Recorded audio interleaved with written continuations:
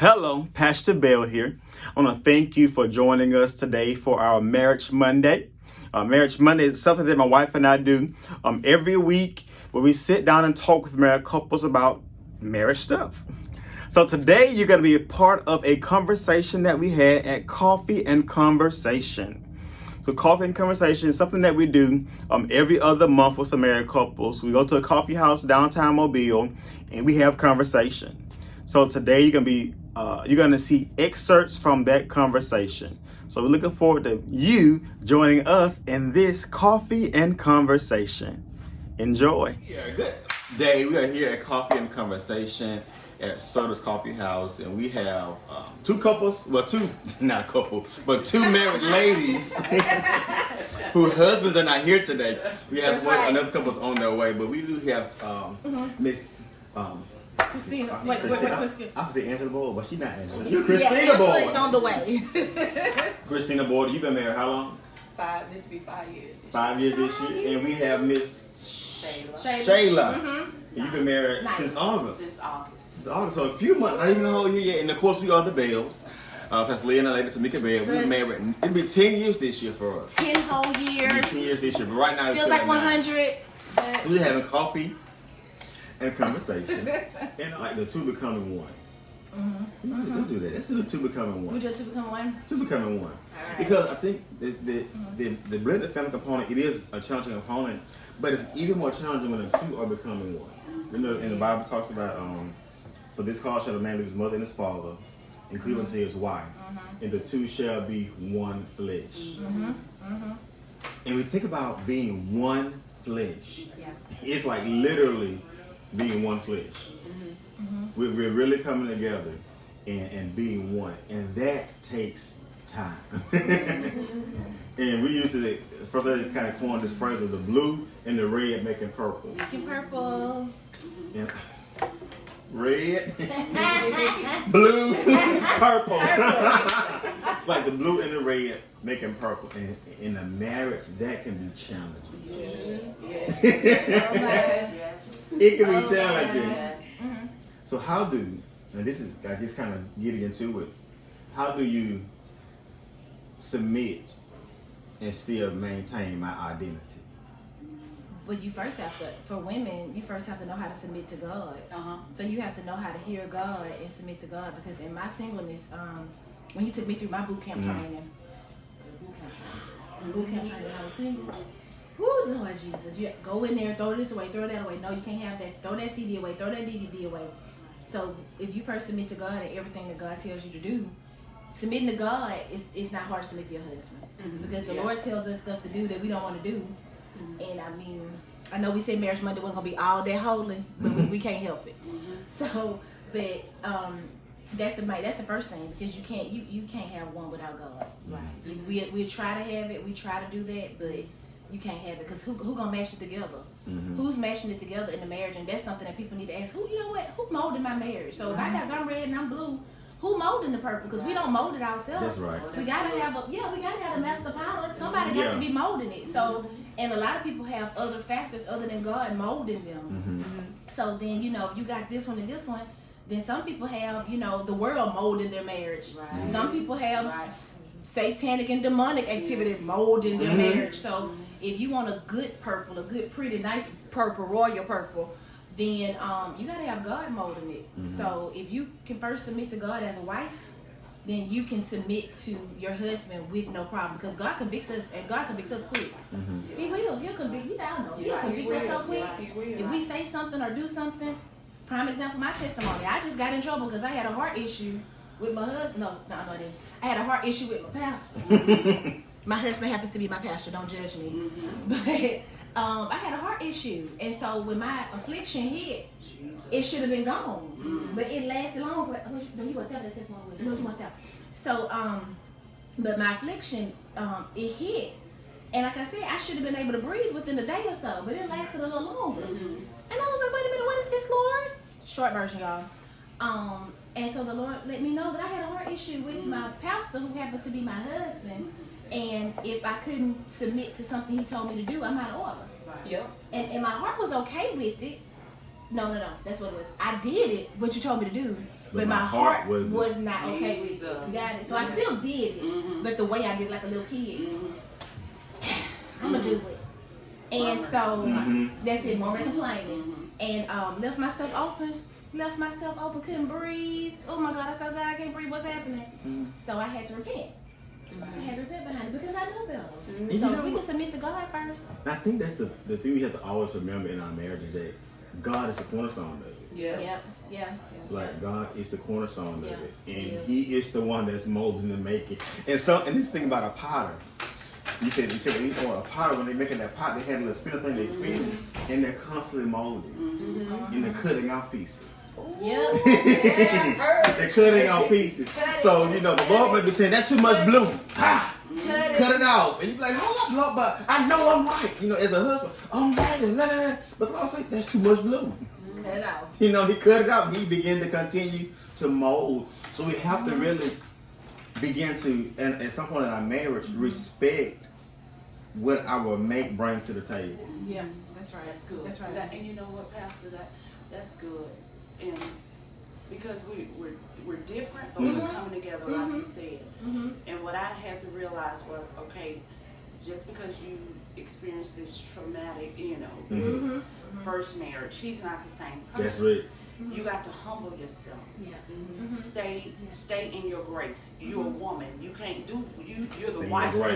You can't do what the husband is doing. So if you submit to being the wife and allow him to submit to being the husband, but you're not his God. You don't continue to be on him doing this. You allow God to lead him, and once you're comfortable, in who you are as the wife.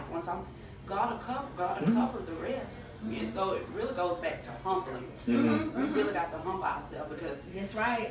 It's true. Us women can be emotional. Ooh.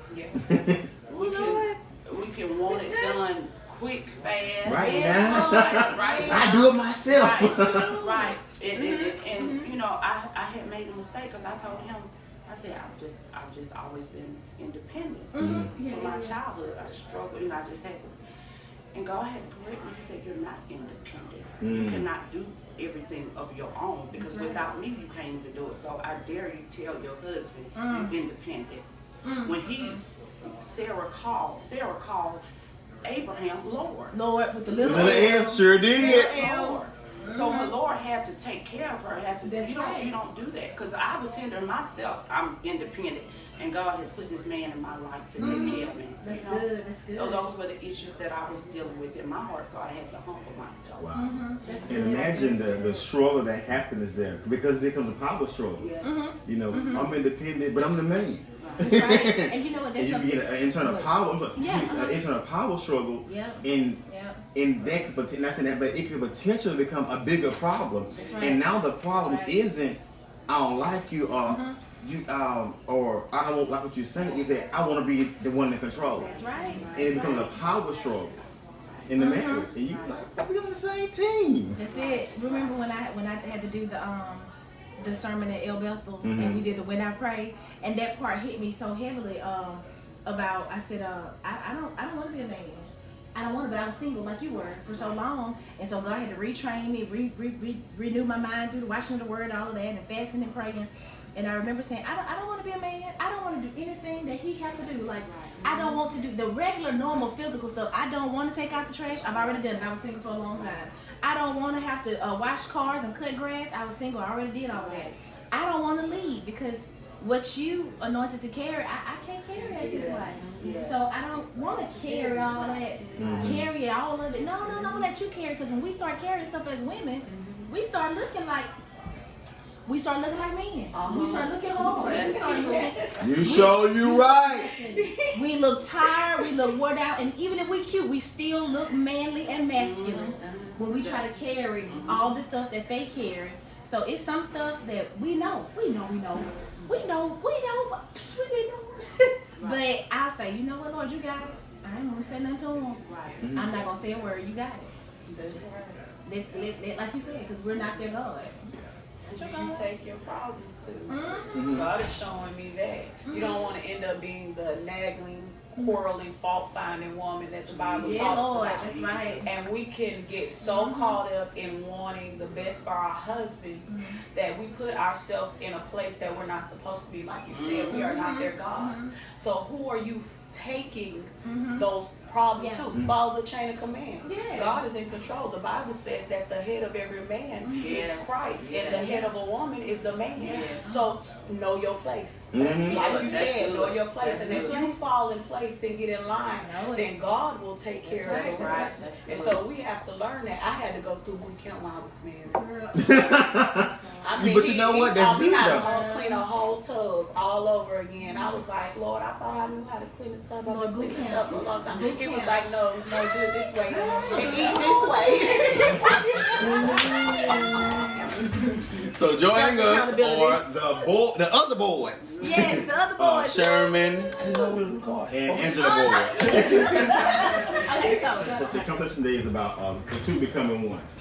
Yeah, Like, you know, we get married, we make it purple, and how we make that happen in our marriage. Right. We were just talking about being humble, and women having to humble themselves and knowing their line.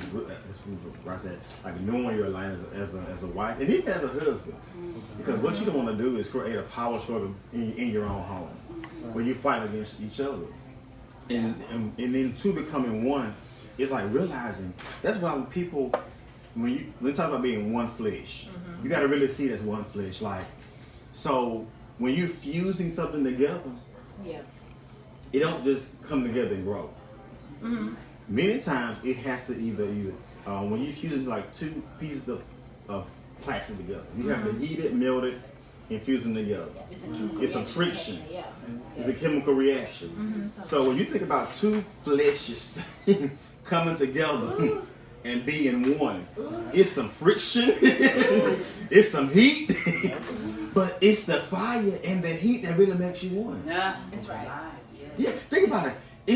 When you and your spouse have gone through a real trial together, and you might have fussed and fought on the front end of it, but if you tough it out and come through it together, y'all be like, man, we did.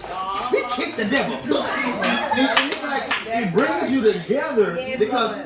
Oh, now we together right here. Oh, then we coming together. Now it's together. And the more trials you go through, the more you begin to stick together. And we say the opposites attract. And in some cases that may be the case. But your opposite is what I need to help me to be balanced. That's it. We always say this though, that the spouse refines you. Your spouse refines you in some kind of way. So they bring something to you because let me tell you guys. Who help me, Jesus? When we first let me get myself together. I feel it in my shana now. When we first came together, he had these white shoes that looked like these Pee Wee Herman white shoes. Oh wow! They had this black that stone might be on true. the That might bottom. be true. That might be true. And he thought they were just so fly. They were that not. Might be true.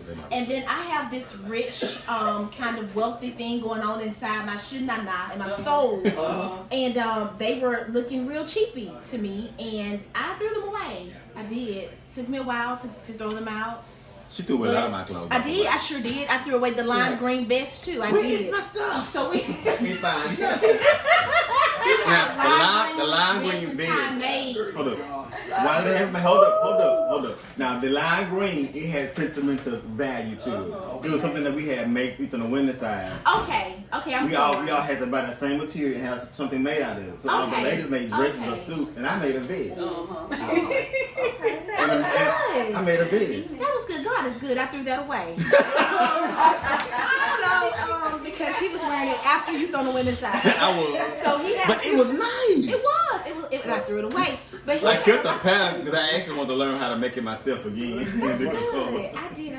And what you brought to me, because I didn't, in the refining process, was you helped me with balance. I tell people that all the time. Remember, I was super saved, super saved. Okay, I prayed about 24 hours of the 24 hours. When I say she loved God for real, to the point to where she didn't have no fun herself. I didn't have fun. I did not. Wait. Oh no, I had fun in my own way. I went to church, and and that was fun to her. And the kids with the football practice, Crawford Park, shout out. They went to practice. I made sure everybody was saved. Okay, they were saved.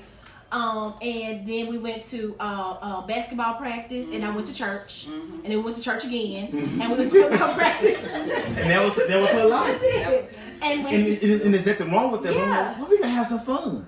And I needed that because we don't realize we need it. And I never needed forget. balance. We had we got married in April. We was we started dating in August of 2009. No, get that And we out of the way. we was friends. You were pushing up on me. I pushed up August of 2009. We went on one date. I was pushing up on her August of 2009. I was super saved. Look, November, hold on, Sherman. In November, I took her on one date. One day, Right. Christmas spectacular. Took her on one date in November to church. By December, she was in love with me. January 25th, which is today, yeah. I proposed to her. Today. I proposed to her. Wow. And August the 9th, we were married. No. April. April 9th. April 9th, 9th, we were married. So, We planned we planned on living in 2 months. Big one. But Jesus. in doing all of that, what we was talking about? What? Don't make it Balance. Balance. Thank you. Yeah. In all of that, so I got married. I Yes. started preaching because I proposed to her January 25th Yes. of 2010. Uh-huh. I started preaching January 31st of That's 2010. We got married August 9th. April. April 9th. I don't know what's going on. We're gonna find out. Maybe God gonna send my big check. Go ahead. So I need it before April 9th. So I just started preaching, got married, engaged, and all this in 3 months. So my life really just kind of took off all of a sudden. And now I got get married. So now I'm preaching. I got a new wife, trying to become one. And now I went from having one son to having 3 sons. She had 2 and I had 1. So finally that balance was like, it was like all over the place. But the Lord gave me the wife that I needed. And I learned that later on. We was talking about balance and having a balanced life. After she had the baby, I would look, months had passed, and we had a free night. And I was like, we finna go out tonight. We had went to a Christmas, Valentine's theme. The baby, he was almost a year old. And we went out to Valentine's thing, and after it was still kind of early. I said, we finna go out, let's go downtown and find out something to do. And I was going to the bar, but we'll find a restaurant. She said, we can't go downtown. What folks gonna say? Yeah, I it said, was Friday or Saturday. Downtown. I'm with my wife, I don't care. Right. Because we can be saved. And in being saved, we can't become hostage to the world and not enjoying what's here. That's right. We can be in the world and not of the world. That's right. Yes. And I said, babe, I'm not gonna be held hostage to the world because what folks gonna think. Right. I'm with my wife. Right. I know that's right. We can put some clothes on. We went downtown to the hotel, sat in the lobby, had some live music, right here in Mobile. Yes. Yes. It had some live music and entertainment. Had us some appetizers. That's right. And had a nice time It's a community right here in Mobile. Because we can't get saved and now we're married and we become held hostage to the world, by the world. Because what folks gonna say? They're gonna say I'm with my wife. Yeah, that's right. I'm in a hotel lobby with my wife. That's right. Having a good time. Are we role playing? Because I might have been Hannah. You know, I don't know what we doing that night. But and I said that we have to have balance that when we get saved and we can still love God and still love on our wife. We was in church 2 weeks ago. I don't know, when we in church, my wife, she is really attracted to me.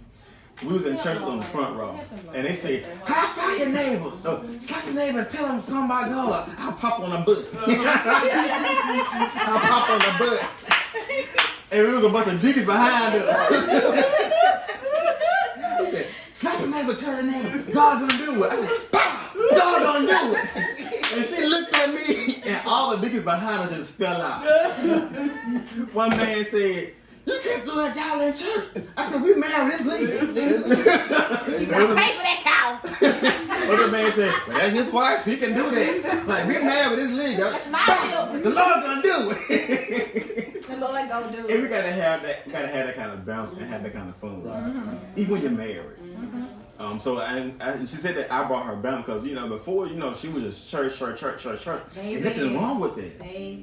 But you gotta be able to enjoy each other because that's how you grow and learn each other and learn those little nuances that make you different. Prophetess Bell is like what you just said is like mine, like church children. That's it. Yep. And then I look back at my old pictures. I was 20-some years old, 26, 27. I look back at those pictures. I looked so old.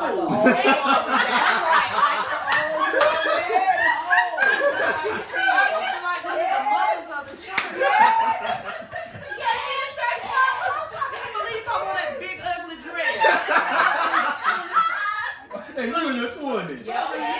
Religion had formed me. I was and I was like, God woke me up. I was like, okay, I can have fun now. I love it. And it's so funny because be in the car like,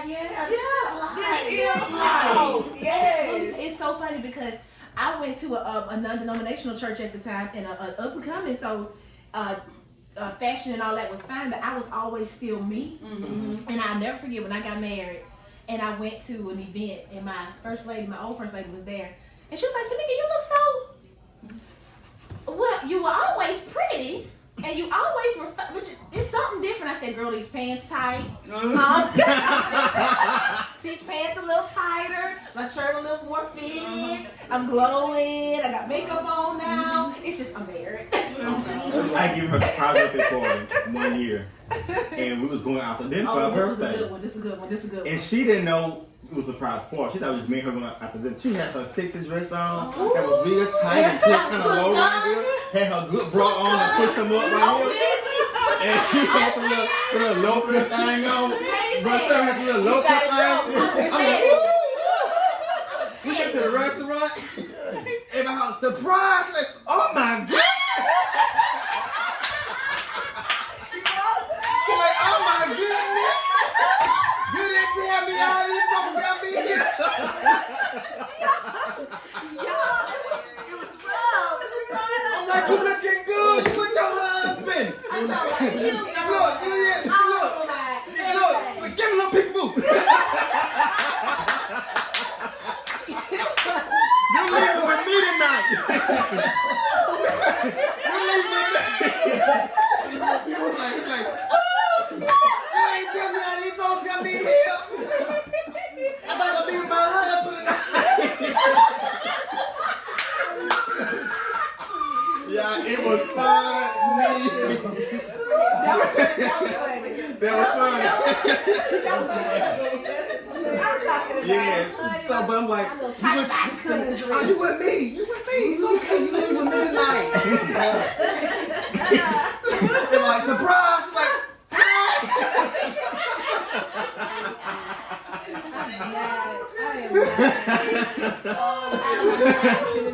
I'm not dealing with you. I asked this old man one day, I said, how you, I think they had been there like 6-some years. He said, how you met each other together? He said, young man, I just committed to the commitment. That's good. I committed to the commitment. I just decided to stay there.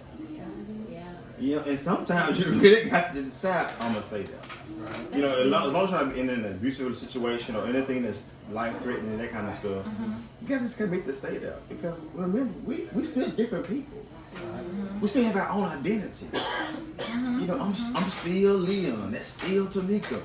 But together, we the Bells. And what does that look like?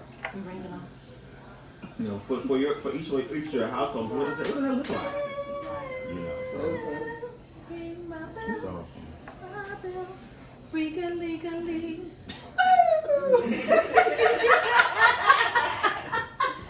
All right, so Sherman, tell us, Sherman. So how do you help in making purple in your house? Like, what's your thing? Because you blue, she red. Right. Unless you just want to be red. I want to be red. Can I be red? You know what? You could be red. Be red. You could be red, Sherman. You can. You could be red, Sherman. I think I bring the beard. We know. And the beard band is on point. Because I'm looking. What I bring is I just bring the manliness in the house. I want to say the backbone. But I know she's really my backbone. But I guess I just bring that. It's hard to explain. Stability. That's it. Because like you said earlier, it's like, it's some strengths that I have that she don't have. And the ones that I bring, they're not so educated, I would say. They're just more of the hands-on. Well, she brings a lot of more of the educational side. So she's the brains, you're the wrong. That's it. There you go. That's the brains and the wrong. The muscles of the house. Right. I'm one of the muscles of the house because I'm gonna take out the trash. I'll be the one cutting the grass and stuff like that. I'm still working on the dishes. You good with the no too? You the good with the no person? I'm definitely Cause that's the wrongest part. But she brings that. She brings that other side of me, like, y'all know I can't cook. I can't cook things. That ain't my ministry either. That's not his ministry. That's not his ministry. He can make. Me and Rev gonna work on that. That's right. You know what? As a, you know what? I can say that loud. You don't even have to. As a matter of fact, after 10 years, I don't even expect them to. Just do. You got a whole kitchen ministry. That's some of the stuff I do want to bring. I want to bring more of that into the relationship because I know it'll make her feel good to just come home and I be the cook. I still ain't done that. That's good. Let me tell you something that a guy told me before I got married. And I mastered it. He said, just learn how to master 2 or 3 meals. Just master 2 or 3 meals. Right. Because if she can cook, your time to cook ain't gonna come around every so often. Right. Okay. And when you come around, your time to cook, break out that meal. So just start, find something that's like my first recipe was lasagna. Yes. So I learned that recipe and I just I tweaked it after how I liked it. And I just that's how I started. What do you bring to the marriage in your red? What's your red? She try to pick her color because her husband out here, so she might want to be blue. I give him red. Okay. Red, even though red my favorite color too. But I bring the softness to the marriage. I bring the softness to the marriage, but I also bring the fight when it's time. I bring the fight. I'm a pusher, so I'm a motivator. So I can push my husband in a direction that he really don't want to go, where he's supposed to go. If God give me permission, now sometimes he'll tell me to back off. But I think that's what I bring. I bring the loving, the softness. I like to squeeze on my husband and my children. I like to kiss on them. That's what I bring to the marriage. Okay. And Maurice Maurice is the brains. Okay. Maurice is very intelligent, very smart, book smart, and street smart. And Maurice has that mouthpiece. He's anointed. His mouth is anointed. So, you got to give a gag. Maurice, oh yeah, I actually fell in love with Maurice because he used to take up for me when people would jank me, and I didn't know how to jank, but I knew how to fight. So you ready to fight? Yeah, and I knew when I got grown, you can't fight no more. You can't beat up somebody because they say your shoes ugly. but Maurice knew how to jank. And I was like, oh, he really he quick on his feet. He sound kindergartenish, but that's how he got me. And he could cook. I was just going to say that since I was saying he can cook. He can throw down. He taught me how to cook. He can cook. That's what I'm talking about. I was 19 and I didn't know how to cook. But when he got through with me, within 6 months, I was a master chef. Yes. You right? All right, Michelle, what do you bring? What I bring, structure. Okay. I'm very stern. Ain't no wavering with me. It's the word. That's what we're gonna stick to. And like I'm a just strong defender for the truth. This is the way it got to be. It may be we're not on the same page about it. Maybe we don't see the word the same. But God, you enlighten our eyes that we may, know. Because foolishness. I just don't like it. I don't like it. Like They bring structure and order. Yeah. Miss Ball, we forgot about you over there. Okay. What you bring? What you bring in your blue and your red? Okay. I guess I'm blue. And you because he was He red. took that red now. Yeah, he took the red. I'm sorry. It's okay. I should let you take it. I like blue That's okay. too. Help me. I can understand. But I bring the brains. As he calls it at home, the book smart. Because it didn't have any common sense in it. But I bring the brains. We're gonna read the manual. We're gonna read the directions and figure this thing out first before we try it. But yeah, I'm the brains. I do cook. I clean. I do all that. They help me. You know. But he balances me out. Like everything that I don't have, he has. And I promise y'all, the listening, he's a great listener. I can order. I love consistency. I love order. I love folding stuff up and making it look exactly the same, like it's in a department store. Yes. That's me. But he comes and messes them all up, and then I refold them. Because I want them to be. I want to get done about that. But yes, I'm the brains. But the order, the consistency, the being on time. That's me. I'm the punctual. Here we go. We're gonna agree to disagree today. We're working up. This gonna help. This is gonna help right here. Who was the reason y'all were late today? I'll tell you today. See there? Okay. She might He was the one that was late. She might be the punctual one. I'm just kidding.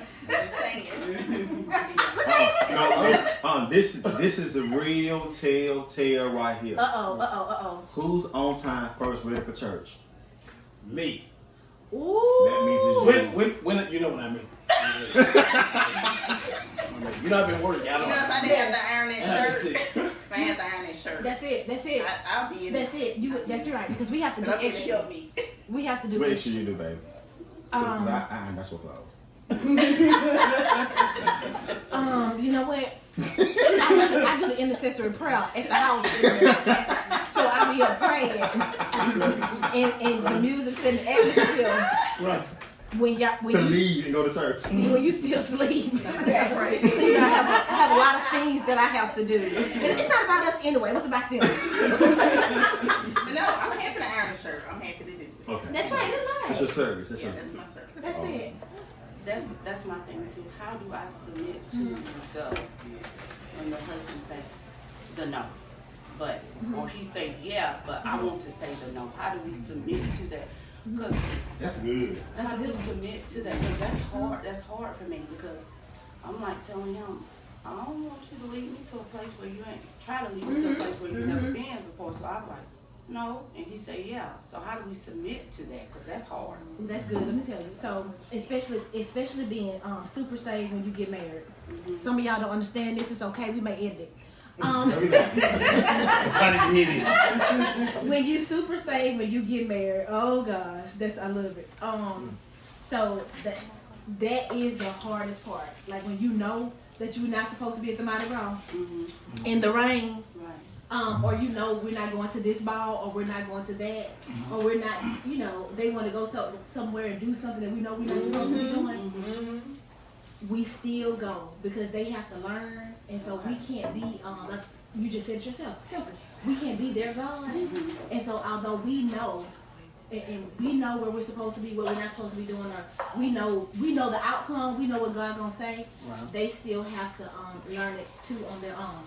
So when that happens, and you're like, no, and he's like, oh yeah, we go with what they say, and we go with them wherever they want to go, and we just sit there and be super saved, and we be like, well, wait, because sometimes the husband may have a little residue on him. He may have some residue on him that need to come on off, and so we walk through with them through it when they have the residue without the nagging and contentious woman on the rooftop and the dripping, So we just walk through with them, even when we know I be right at the parade. So I said, Lord, I gotta go to some parade because these familiar spirits down here. So I'm gonna go down here, Lord. But who Jesus? I'm gonna go down here because he gotta have some covering. And every time I would go with him, he would see somebody from past. Every time. And I think, what if I didn't go this time? What if I didn't go? So that's a part of it. It's just submitting to him being the head because God gave you the right husband. You know God gave you the right husband. So they're not perfect and they're not right all the time. But we just walk through it with them.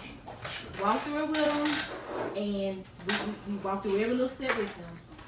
Like, okay, he's saying yes, so we're gonna do this. And then when they hit the pit or when something happens, we don't say I told you so. We just, baby, it's gonna be okay. We're gonna come right up out of this. It's gonna be fine. And usually later, you got the right husband. This is what they say. Maybe some weeks or months or even a year later. Baby, I know you told me that. You told me that.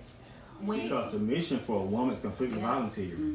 Yep. You gotta choose to submit to your husband. I don't care where he at, or wherever he is. Yep. You have to choose to submit to your husband. Choose to submit. Yep, it's a choice. It's a choice because you could really, I know, much as you know, or more, and I could do this, that, and the third. That's a dangerous Yeah. place.